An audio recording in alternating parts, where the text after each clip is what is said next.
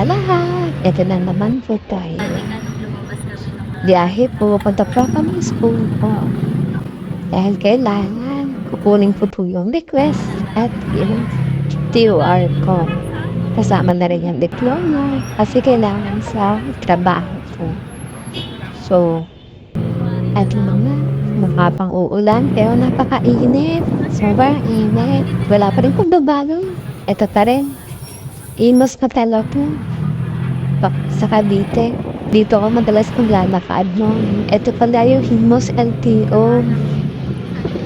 Dito lang yung school ko, malapit. Ito nga pala, binabo na pala nila yung building. Ito na yung bagong building ng school ko. So, nag-request lang ako. So, uwiin na rin. Init sa bangin.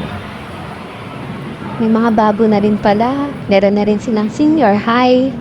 At ito yung dati kong building sa school. Ngayon, dito na sa kabila.